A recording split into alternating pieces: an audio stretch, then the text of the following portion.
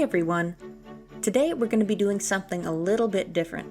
Instead of doing a craft tutorial, or a craft attempt, whatever you want to call it, this is just going to be me rambling about a bunch of different Star Wars figures and telling you some stuff that I find weird or funny about them.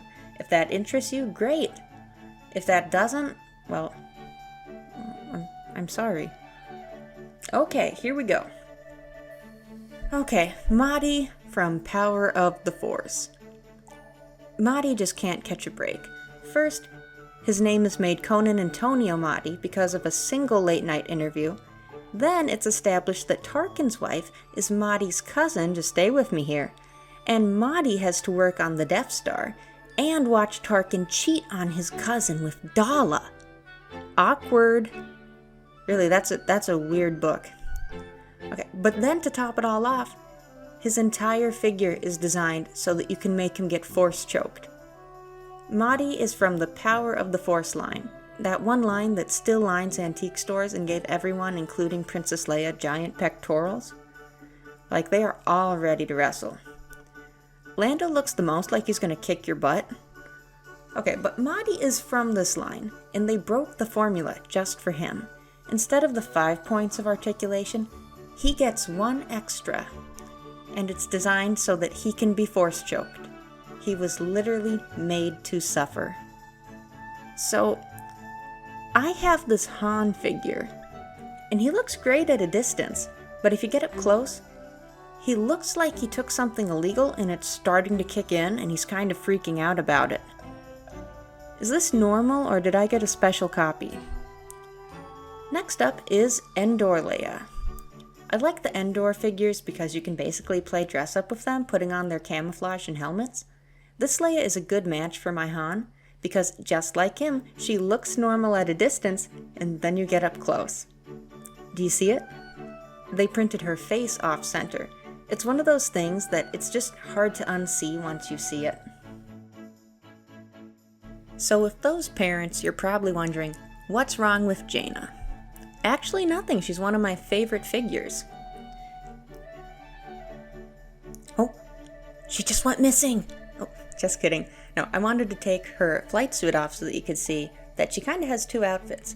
Now, the only kind of odd thing about this figure is she has an almost like Spider-Man level ab crunch. So it's a little weird because the moment you start to push her back, she does that and it's rather frightening. So I just get it away. This Dengar figure is from a 2012 or 2013 special Empire, I think it was some anniversary, some 3-pack, but he has the weirdest removable armor. Like, look at that. Why? Why is it there? Is it so he can sit? Yeah, I forgot to put the backpack on him in this one. Okay, but what does this do? Is it battle damage? Do I just take it off, or am I supposed to be able to, like, give it to other people to make other bounty hunters? Kind of like you can mix and match clones a little? Okay, that's not working. Right now, let's hike up his hands. Oh yeah, put that on. Oh yeah. New bounty hunter. There we go. Okay, Daedra. I've already spoken about this in another video. I didn't love the Andor show. I know. But I do like this figure. She has such a stern face and her datapad accessory is perfect. It makes it look like she's constantly trying to show people her reports and spreadsheets. But no one cares. This figure is the personification of office work angst. Dedra and Tala. I know that they're going for cheap, but they are some great army builders. You can pop on any G.I. Joe Classified or Marvel Legends head, and then you can get a lot more females in your Imperial groups. Because us gals, we want to restore order to the galaxy too. The rebels need to be stopped, make no mistake about it. I could also see them easily recoloring this to make a nice figure of Izzard maybe even a Daala. Though there is a Daala, I think I'm keeping her and Tarkin on separate ends of the shelf. It's just not right. Okay, this is some more Power of the Force nonsense. With modern Star Wars toys, you get maybe a few sentences about the show in 5 different languages. Sometimes this brief writing is specifically about the character, but often it's just the basic show premise. Well, back in the 90s with this Stormtrooper, we get a full G.I. Joe style cutout card back telling me all I need to know about how to play with this toy. I can pick up people, I can bring them to the Imperial Detention Center when they get too rowdy when they try to do a peaceful protest.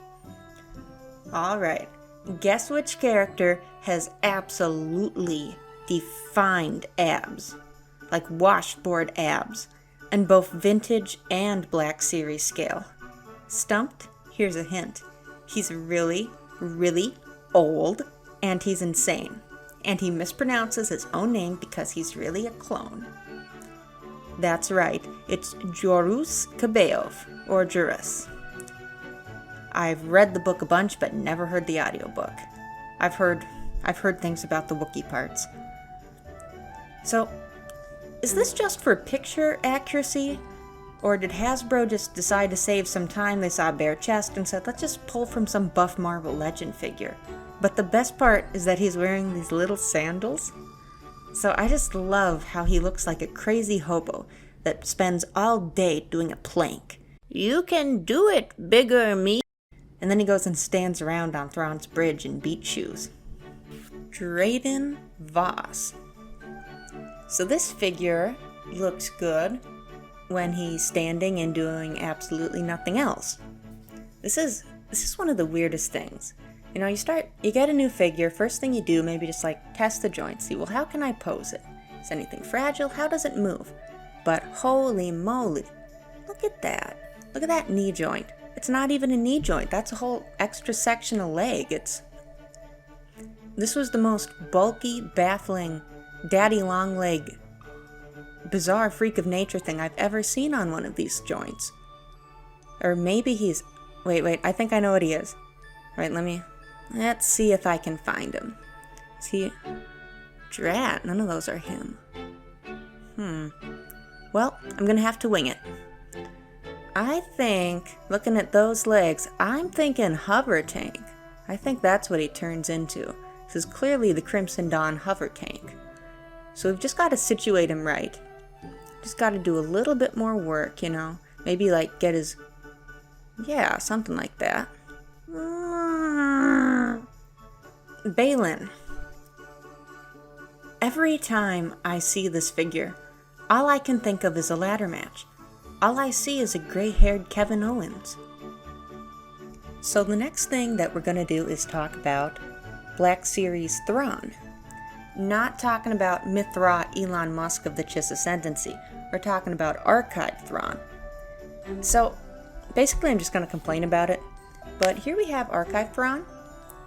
And he has many good things. Like, if we take a closer look, you can see he does have a classic Timothy Zahn cocked eyebrow. But he also has a bit of a butt head, which is something that translated over from Rebels. That along with the more prominent lips. For comparison, here we have an old comic pack Thrawn, just in the 3 3/4 scale. Look at that beautiful flat head. No actual pupils can be seen, just glowing red eyes.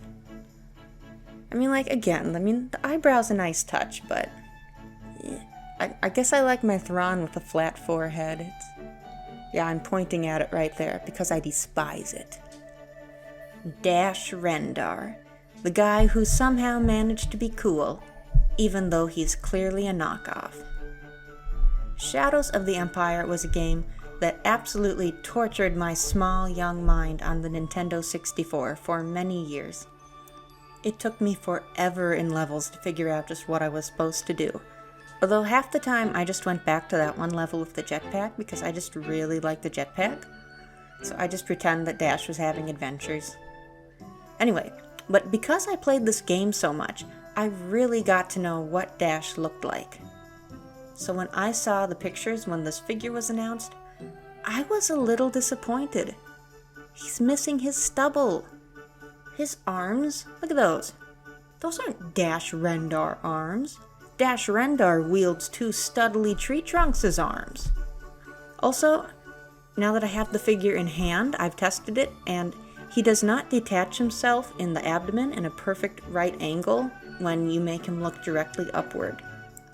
So that's not real accurate. But it is Dash Rendar, so I'm still good. I'm still happy to have it. It does look good in person, but I still feel like some of that overdone grizzly ginger stubble could have gone a long way.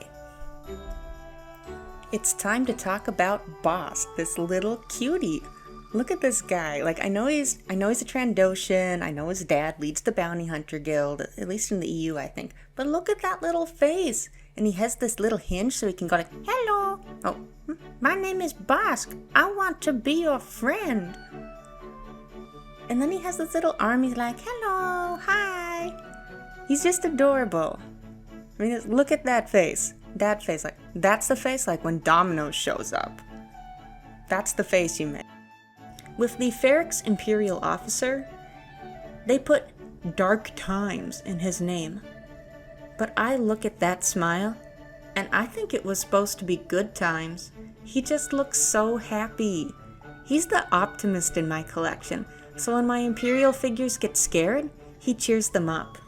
When I first saw this, I just assumed it was a backpack full of supplies, and the antenna was there to help keep in contact with his local base. Then I got the figure and I saw the back of it. It doesn't look quite like a mobile relay station would, but it isn't a full hiking pack either. To me, it looks a bit more like it's a pack of some trail mix and stuff that's sitting below a giant speaker. So I like to think that this is the Boombox Trooper, and he stands in the middle of the patrol and emits bass. Okay, so I want to talk about this Vader figure, and it's, oh no, he doesn't like the sand. Okay, so we've got him away from the sand, but just this neck movement, like, you can't see it fully here, but it's just weird that a life support suit has better neck articulation than like half the figures. Is Luke supposed to have blonde hair or brown hair? Your hair can change with age, but I think that's more when you're either under 10 or past 40. So what's the deal?